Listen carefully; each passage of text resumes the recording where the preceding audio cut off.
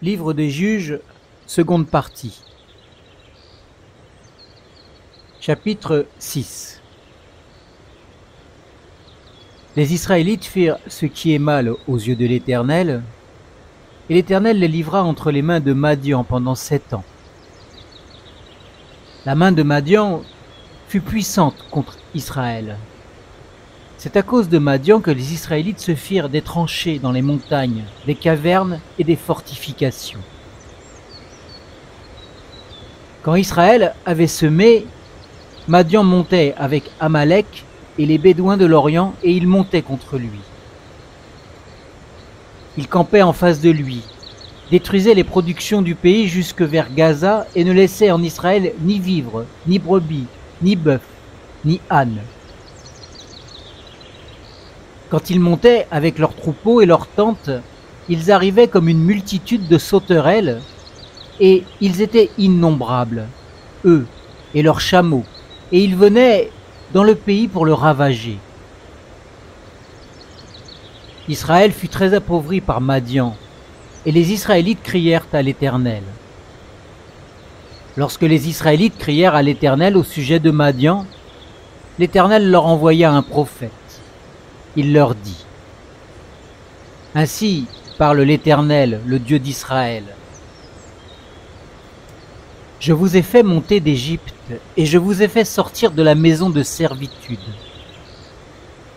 Je vous ai délivré de la main des Égyptiens et de la main de tous vos oppresseurs. Je les ai chassés devant vous, et je vous ai donné leur pays. Je vous ai dit: Je suis l'Éternel, votre Dieu. Vous ne craindrez pas les dieux des Amoréens dans le pays desquels vous habitez, mais vous n'avez pas écouté ma voix. Puis vient l'ange de l'Éternel, et il s'assit sous le térébinthe d'Ophra, qui appartenait à Joas, du clan d'Abiézer. Gédéon, son fils, battait du froment au pressoir pour le mettre à l'abri de Madian. L'ange de l'Éternel lui apparut et lui dit: L'Éternel est avec toi, vaillant héros. Gédéon lui dit: Ah, mon Seigneur, si l'Éternel est avec nous, pourquoi tout cela nous est-il arrivé? Et où sont tous ces prodiges que nos pères nous racontent quand ils disent: L'Éternel ne nous a-t-il pas fait monter hors d'Égypte? Maintenant, l'Éternel nous abandonne et nous livre entre les mains de Madian. L'Éternel se tourna vers lui et dit: Va avec cette force que tu as, et tu sauveras Israël de la main de Madian. N'est-ce pas moi qui t'envoie? Il lui répondit: Ah, mon Seigneur, avec quoi sauverai-je Israël? Voici que ma parenté est la plus pauvre en Manassé, et je suis le plus petit dans la maison de mon père. L'Éternel lui dit: Mais je serai avec toi, et tu battras Madian comme un seul homme. Il lui répondit: Si j'ai obtenu ta faveur, donne-moi un signe que c'est toi qui me parles. Ne t'éloigne pas d'ici, je t'en prie, jusqu'à ce que je revienne auprès de toi, que j'apporte mon offrande et que je la dépose devant toi. Il lui dit: Je resterai jusqu'à ce que tu reviennes. Gédéon alla préparer un chevreau et fit avec un épha de farine des pains sans levain. Il mit la chair dans une corbeille et le jus dans un pot, les lui apporta sous le térébinthe et les présenta. L'ange de l'Éternel lui dit: Prends la chair et les pains sans levain, dépose-les sur le rocher et répands le jus, et il fit ainsi. L'ange de l'Éternel avança l'extrémité du bâton qu'il avait à la main et toucha la chair et les pains sans levain.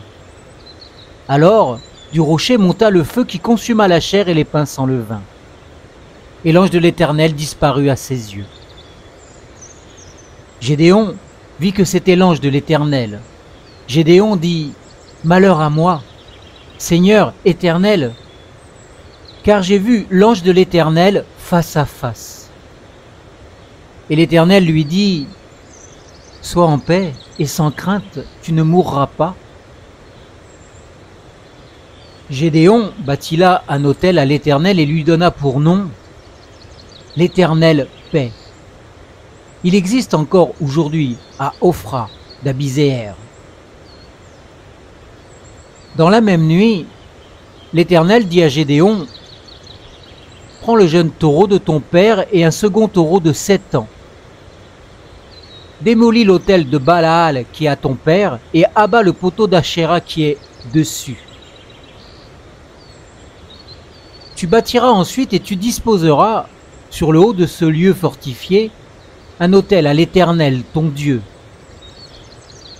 Tu prendras le second taureau et tu offriras un holocauste avec le bois du poteau d'Achéra que tu auras abattu.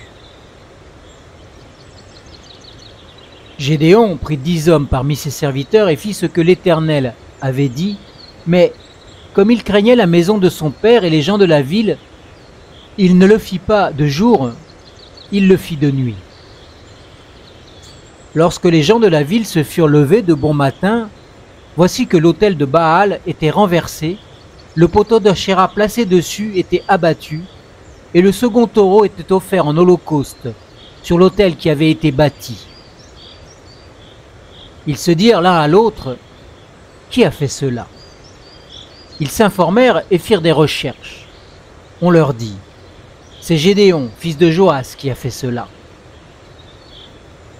Alors les gens de la ville dirent à Joas: fais sortir ton fils et qu'il meure, car il a renversé l'autel de Baal et a abattu le poteau d'Achéra qui était dessus. Joas répondit à tous ceux qui se tenaient près de lui: est-ce à vous de plaider la cause de Baal? Est-ce vous qui allez le sauver? Quiconque plaidera la cause de Baal mourra avant que le matin vienne. Si Baal est un dieu, qu'il plaide lui-même sa cause, puisqu'on a renversé son autel. En ce jour-là, l'on donna à Gédéon le nom de Yérubbaal, en disant que Baal plaide contre lui, puisqu'il a renversé son autel. Tout Madian, Amalek et les Bédouins de l'Orient se rassemblèrent, passèrent le Jourdain et campèrent dans la vallée de Jizréel. Gédéon fut revêtu de l'esprit de l'Éternel. Il sonna du cor et le clan d'Abiézer fut convoqué pour marcher à sa suite. Il envoya des messagers dans tout Manassé qui fut aussi convoqué pour marcher à sa suite. Il envoya des messagers dans Hazer, dans Zabulon et dans Nephtali qui montèrent à leur rencontre. Gédéon dit à Dieu: si tu veux sauver Israël par ma main, comme tu l'as dit, voici. Je vais mettre une toison de laine sur l'aire. Si la rosée vient sur la toison seule et que tout le terrain reste sec, je reconnaîtrai que tu sauveras Israël par ma main, comme tu l'as dit. Il en fut ainsi. Le jour suivant, il se leva de bon matin, pressa la toison, en exprima la rosée. La rosée de la toison pleint une coupe d'eau. Gédéon dit à Dieu: que ta colère ne s'enflamme pas contre moi, et je ne parlerai plus que 7 fois. Je voudrais seulement faire encore une épreuve avec la toison. Que la toison seule reste sèche et que la rosée vienne sur tout le terrain. Et Dieu fit ainsi cette nuit-là. La toison seule resta sèche et la rosée vint sur tout le terrain. Chapitre 7. Yérubbaal, qui est Gédéon, et tout le peuple qui était avec lui, se levèrent de bon matin et campèrent près de la source de Harod. Le camp de Madian était au nord du sien, depuis la colline de Morée jusque dans la vallée. L'Éternel dit à Gédéon: le peuple que tu as avec toi est trop nombreux pour que je livre Madian entre ses mains. Israël pourrait en tirer gloire contre moi et dire: c'est ma main qui m'a sauvé. Publie donc ceci aux oreilles du peuple: que celui qui est craintif et tremblant s'en retourne directement de la montagne de Galaad. 22 000 hommes parmi le peuple s'en retournèrent, et il n'en resta que 10 000. L'Éternel dit à Gédéon: le peuple est encore trop nombreux. Fais-les descendre vers l'eau et là, je t'en ferai le triage. Celui dont je te dirai que celui-ci aille avec toi ira avec toi, et que tout homme dont je te dirai que celui-ci n'aille pas avec toi n'ira pas avec toi. Il fit descendre le peuple vers l'eau, et l'Éternel dit à Gédéon: tous ceux qui laperont l'eau avec la langue comme lappe le chien, place-les à part de tous ceux qui se mettront à genoux pour boire. Ceux qui lapèrent l'eau en portant à la bouche avec leurs mains furent au nombre de 300 hommes, et tout le reste du peuple se mit à genoux pour boire l'eau. L'Éternel dit à Gédéon: c'est par les 300 hommes qui ont lapé que je vous sauverai et que je livrerai Madian entre tes mains. Que tout le reste du peuple s'en aille chacun chez soi. Ils prirent les provisions et les corps que le peuple avait dans les mains. Puis Gédéon renvoya tous les hommes d'Israël, chacun dans sa tente, et retint les 300 hommes. Le camp de Madian était au-dessous de lui dans la vallée. L'Éternel dit à Gédéon pendant cette nuit-là: lève-toi, descends au camp, car je les ai livrés entre tes mains. Si tu crains de descendre, descends vers le camp avec Pourra ton serviteur. Tu écouteras ce qu'ils diront, et après cela, tes mains seront fortifiées. Descends donc au camp. Il descendit avec Pourra, son serviteur, jusqu'aux avant-postes du camp. Madian, Amalek et tous les Bédouins de l'Orient s'étaient abattus dans la vallée comme une multitude de sauterelles. Et leurs chameaux étaient innombrables comme le sable qui est au bord de la mer. Gédéon arriva, et voici qu'un homme racontait un rêve à son camarade. Il disait: j'ai fait un rêve, et voici qu'un pain d'orge grillé roulait dans le camp de Madian. Il est venu jusqu'à la tente, l'a heurtée, et elle est tombée.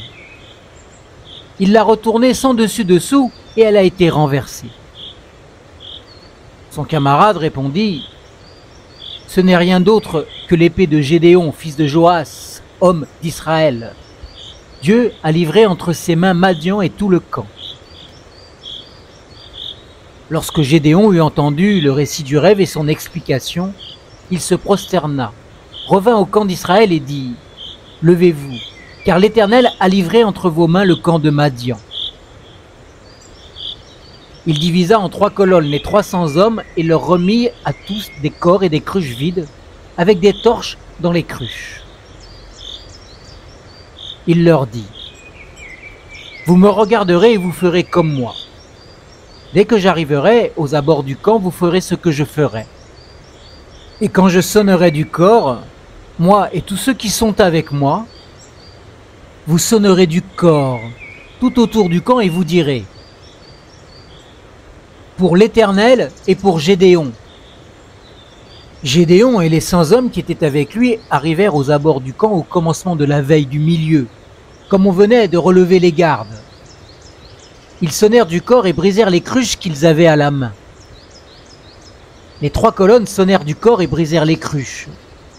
Ils saisirent de la main gauche les torches et de la main droite les corps pour en sonner, et ils s'écrièrent: épée pour l'Éternel et pour Gédéon.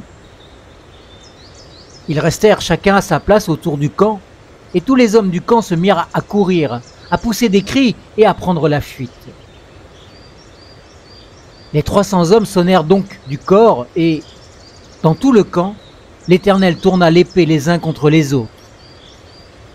Les hommes du camp s'enfuirent jusqu'à Beth-Shitta, près de Tseréra, jusqu'aux abords d'Abel-Méhola, près de Tabat.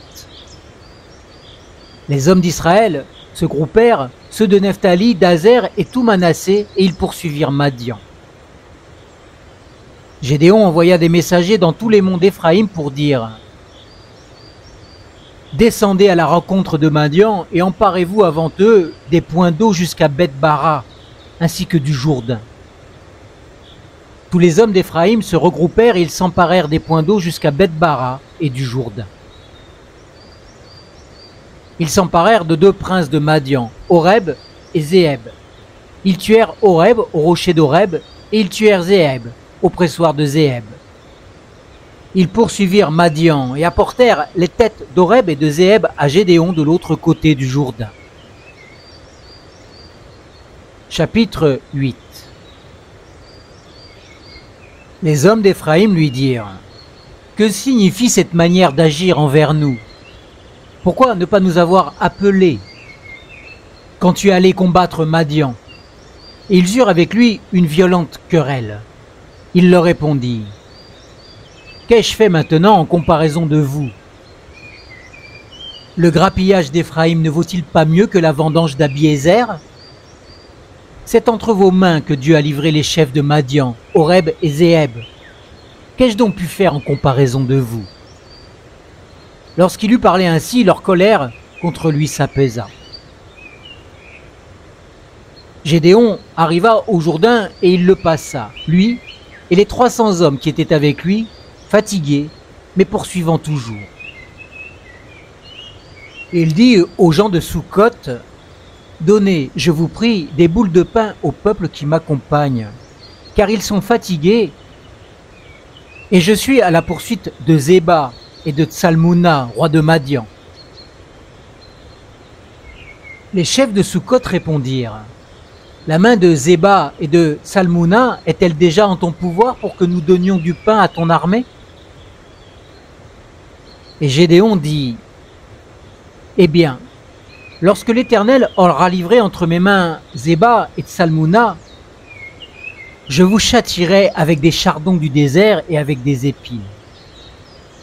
De là, il monta à Pénouël et fit aux gens de Pénouël la même demande. Les gens de Pénouël lui répondirent comme avaient répondu les gens de Soukhot. Il dit aussi aux gens de Pénouël: quand je reviendrai en paix, je renverserai cette tour. Zéba et Tsalmouna étaient à Karkor et leur armée avec eux, environ 15 000 hommes. Tous ceux qui étaient restés de l'armée entière des Bédouins de l'Orient, 120 000 hommes tirant l'épée, étaient tombés. Gédéon monta par le chemin de ceux qui habitent sous les tentes, à l'est de Noba et de Yogbéa. Il bâtit le camp qui se croyait en sûreté. Zéba et Tsalmouna prirent la fuite. Gédéon les poursuivit, il s'empara des 2 rois de Madian, Zéba et Tsalmouna, et mit en déroute toute l'armée. Gédéon, fils de Joas, revint de la bataille par la montée de Hérès. Il saisit d'entre les gens de Soukhot un jeune homme qui l'interrogea et qui lui mit par écrit les noms des chefs et des anciens de Soukhot, 77 hommes. Puis il vint auprès des gens de Soukhot et dit: voici Zéba et Tsalmouna, au sujet desquels vous m'avez insulté en disant: la main de Zéba et de Tsalmouna est-elle déjà en ton pouvoir pour que nous donnions du pain à tes hommes fatigués? Alors il prit les anciens de la ville, puis des chardons du désert et des épines dont il punit les gens de Soukhot. Il renversa aussi la tour de Pénouël et tua les gens de la ville. Il dit à Zéba et à Tsalmouna: comment étaient les hommes que vous avez tués au Tabor? Ils répondirent: ils étaient comme toi, chacun avait l'air d'un fils de roi. Il dit: c'étaient mes frères, fils de ma mère. L'Éternel est vivant. Si vous les avez laissés vivre, je ne vous tuerai pas. Il dit à Yéter, son premier-né: lève-toi, tue-les. Mais le jeune homme ne tira pas son épée parce qu'il avait peur, car il n'était encore qu'un jeune homme. Zéba et Tsalmouna dirent: lève-toi toi-même et frappe-nous. Car tel est l'homme, telle est sa force. Gédéon se leva et tua Zéba et Tsalmouna. Il prit ensuite les croissants qui étaient au cou de leurs chameaux. Les hommes d'Israël dirent à Gédéon: domine sur nous, toi, ton fils, puis le fils de ton fils, car tu nous as sauvés de la main de Madian. Gédéon leur dit: je ne dominerai pas sur vous, ni mon fils non plus, c'est l'Éternel qui dominera sur vous. Gédéon leur dit: j'ai une demande à vous faire. Donnez-moi chacun un anneau de votre butin. Les ennemis avaient en effet des anneaux d'or car ils étaient ismaélites. Ils dirent, nous les donnerons volontiers. Et ils étendirent un manteau sur lequel chacun jeta un anneau de son butin. Le poids des anneaux d'or que demanda Gédéon fut de 1700 cycles d'or, sans compter les croissants, les pendants d'oreilles, les vêtements de pourpre que portaient les rois de Madian, et sans compter les colliers qui étaient au cou de leurs chameaux. Gédéon fit un éphod et le plaça dans sa ville, à Ophra, où il devint l'objet des prostitutions de tous Israël, et il fut un piège pour Gédéon et pour sa maison. Madian fut humilié devant les Israélites et ne releva plus la tête. Le pays fut tranquille pendant 40 ans durant la vie de Gédéon. Yérub-Baal, fils de Joas, s'en retourna et demeura dans sa maison. Gédéon eut 70 fils issus de lui, car il avait beaucoup de femmes. Sa concubine, qui était Sichem, lui enfanta un fils, auquel il donna le nom d'Abimélec. Gédéon, fils de Joas, mourut après une heureuse vieillesse. Il fut enseveli dans la tombe de Joas, son père, à Ophra, qui appartenait au clan d'Abiézer. Lorsque Gédéon fut mort, les Israélites recommencèrent à se prostituer au Baal et ils prirent Baal-Bérith pour Dieu.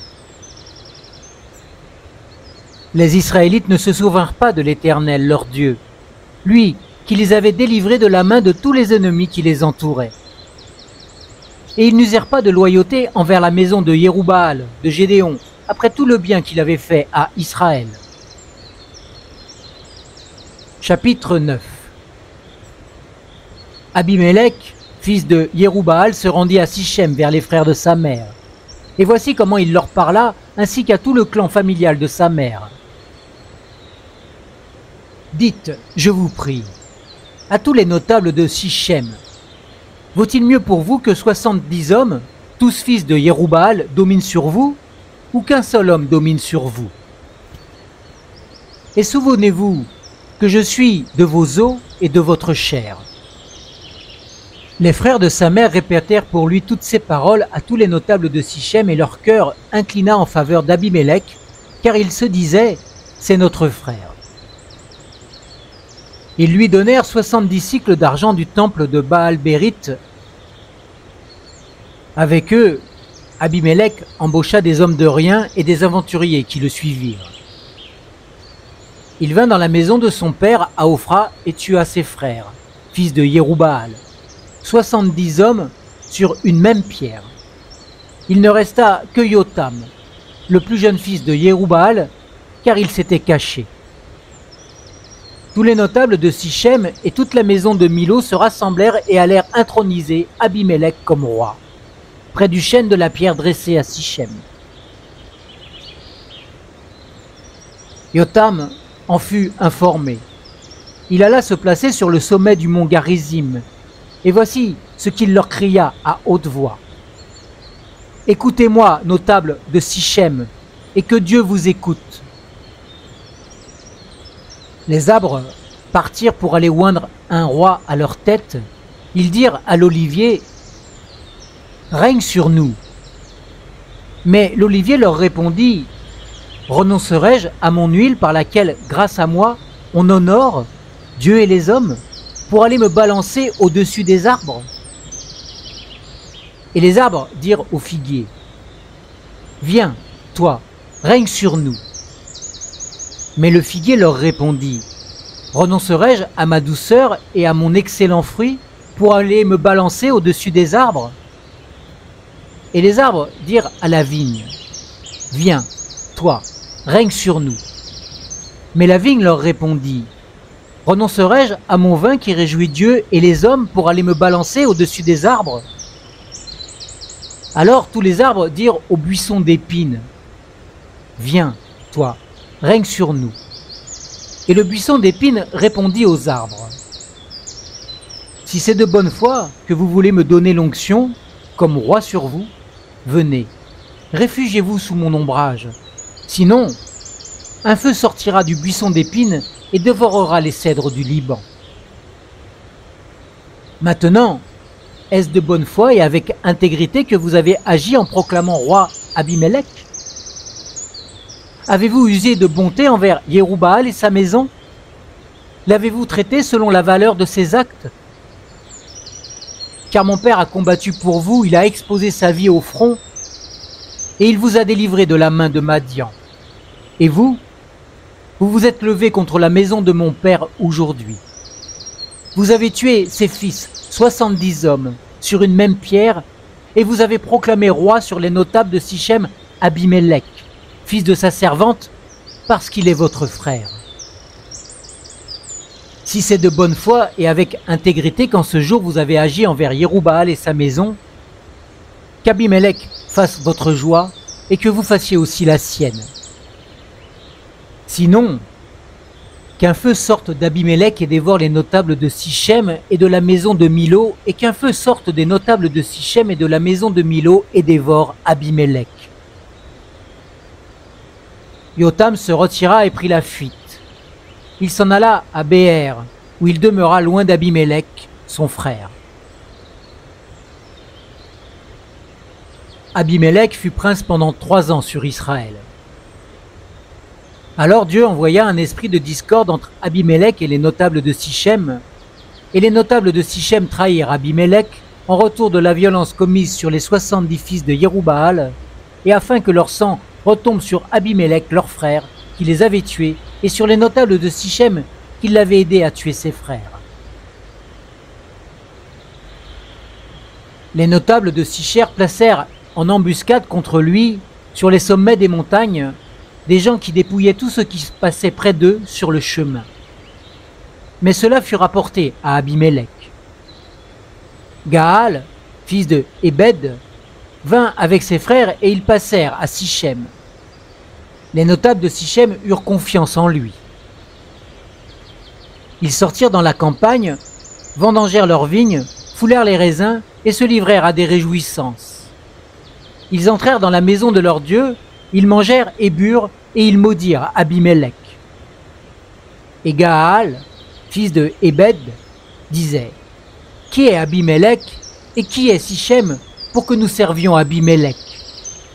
N'est-il pas fils de Yérubbaal et de Zéboul? N'est-il pas son commissaire? Servez les hommes de Hamor, père de Sichem. Mais nous, pourquoi servirions-nous Abimélec? Qui me mettra ce peuple bien en main? J'écarterai Abimélec. Et il faisait dire à Abimélec: Renforce ton armée, mets-toi en campagne. Zéboul, gouverneur de la ville, apprit ce que disait Gaal, fils de Ebed, et sa colère s'enflamma. Il envoya secrètement des messagers à Abimélec pour lui dire: Voici que Gaal, fils de Ebed, et ses frères sont venus à Sichem et qu'ils soulèvent la ville contre toi. Maintenant donc, lève-toi de nuit, toi et le peuple qui est avec toi, et mets-toi en embuscade dans la campagne.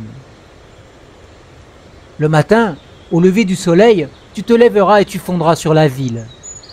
Et lorsque Gaal et le peuple qui est avec lui sortiront contre toi, tu lui feras ce que tes forces permettront. Abimélec et tout le peuple qui était avec lui se levèrent de nuit et se mirent en embuscade près de Sichem en 4 colonnes. Gaal, fils de Ebed, sortit et se tint à l'entrée de la porte de la ville. Abimélec et tout le peuple qui était avec lui surgirent alors de l'embuscade. Gaal aperçut le peuple et dit à Zéboul: Voici un peuple qui descend du sommet des montagnes.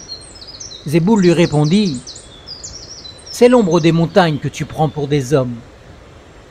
Gaal, reprenant la parole, dit: C'est bien un peuple qui descend du centre du pays, et une troupe arrive par le chemin du chêne des devins. Zéboul lui répondit: Où sont donc tes beaux discours, toi qui disais: Qui est Abimélec pour que nous le servions? N'est-ce pas là le peuple que tu méprisais? Marche maintenant et livre-lui bataille. Gaal s'avança à la tête des notables de Sichem et livra bataille à Abimélec. Poursuivi par Abimélec, il s'enfuit devant lui et un grand nombre de blessés à mort tombèrent jusqu'à l'entrée de la porte. Abimélec s'arrêta à Arouma et Zoubal chassa Gaal et ses frères qui ne purent rester à Sichem. Le lendemain, le peuple sortit dans la campagne. Abimélec, qui en fut informé, prit sa troupe, la partagea en 3 colonnes et se mit en embuscade dans la campagne. Ayant vu que le peuple sortait de la ville, il se leva contre eux et les battit. Abimélec et les colonnes qui étaient avec lui se déployèrent et se placèrent à l'entrée de la porte de la ville. 2 de ces colonnes fondirent sur tous ceux qui étaient dans la campagne et les battirent. Abimélec attaqua la ville pendant toute la journée. Il s'empara de la ville et tua le peuple qui s'y trouvait. Puis il renversa la ville et y sema du sel. À cette nouvelle, tous les notables de la citadelle de Sichem se rendirent dans les caves de la maison du dieu Bérite. On avertit Abimélec que tous les notables de la citadelle de Sichem s'étaient rassemblés. Alors Abimélec monta sur la montagne de Tsalmon, lui et tout le peuple qui était avec lui. Abimélec prit en main une hache, coupa une branche d'arbre, l'enleva et la mit sur son épaule. Ensuite, il dit au peuple qui était avec lui, « Avez-vous vu ce que j'ai fait? Hâtez-vous de faire comme moi. » Et tout le peuple coupa chacun une branche, et ils suivirent Abimélec. Ils placèrent les branches contre la cave, ils incendièrent la cave avec ceux qui s'y trouvaient. Ainsi périrent tous les gens de la citadelle de Sichem au nombre d'environ 1000 hommes et femmes.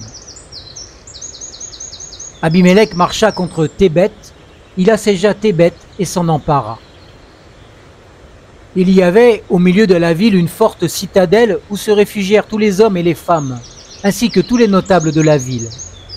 Ils s'y enfermèrent et montèrent sur le toit de la citadelle. Abimélec parvint jusqu'à la citadelle. Il l'attaqua et s'approcha de la porte pour y mettre le feu. Alors une femme lança sur la tête d'Abimélec un morceau de meule de moulin et lui fracassa le crâne. Aussitôt, il appela le jeune homme qui portait ses armes et lui dit « Tire ton épée et donne-moi la mort de peur qu'on ne dise de moi, c'est une femme qui l'a tué. » Le jeune homme le perça et il mourut. Quand les hommes d'Israël virent qu'Abimélec était mort, ils s'en allèrent chacun chez soi. Ainsi Dieu fit retomber sur Abimélec le mal qu'il avait fait à son père en tuant ses 70 frères, et Dieu fit retomber sur la tête des gens de Sichem tout le mal qu'ils avaient fait. Ainsi s'accomplit sur eux la malédiction de Yotam, fils de Yerubbaal. Fin de la seconde partie du livre des Juges.